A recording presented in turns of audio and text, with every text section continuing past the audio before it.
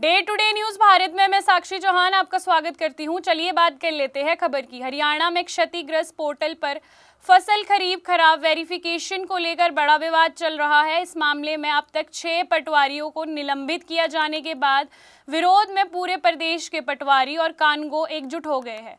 The revenue पटवारी और Kango association Haryana ने सरकार को चेतावनी दी है और कहा है कि यदि निलंबन रद्द नहीं किया गया तो प्रदेश व्यापी आंदोलन किया जाएगा।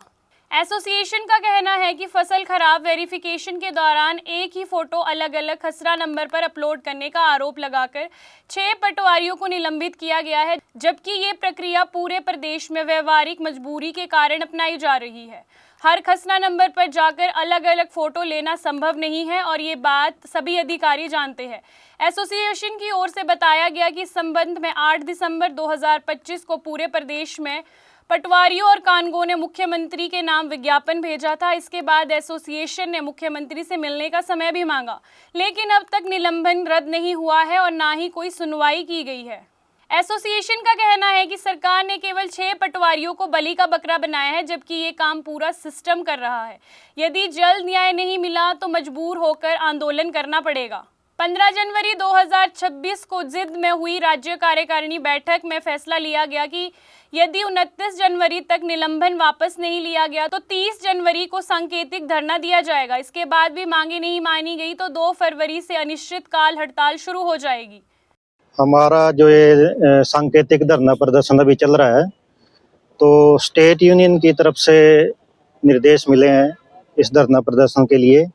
एक्चुअली क्या हुआ था, हमारे जो 6 पटवारी हैं तो अलग अलग ज़िले से संबंधित हैं सभी।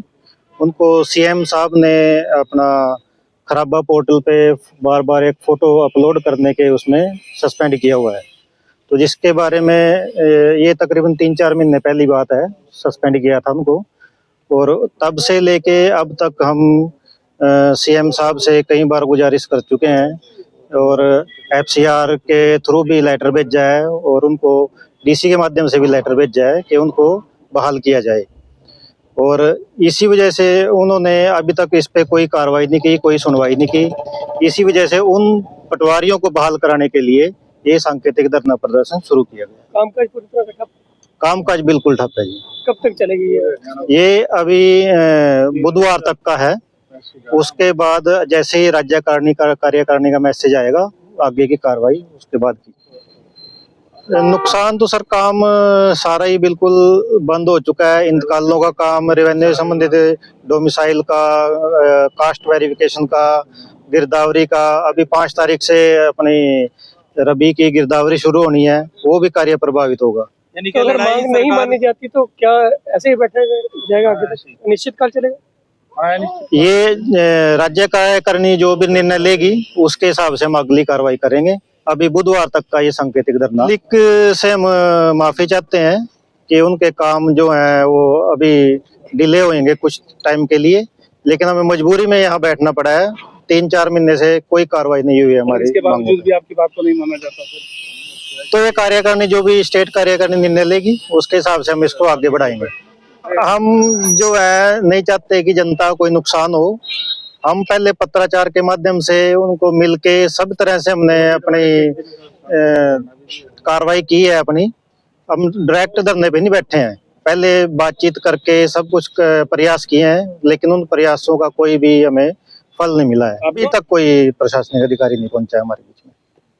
अब देखना होगा कि सरकार इस चेतावनी को कितनी गंभीरता से लेती है, क्योंकि यदि पटवारी और कानगो हड़ताल पर गए तो प्रदेश भर में राजस्व कार्य पूरी तरह ठप हो सकते हैं।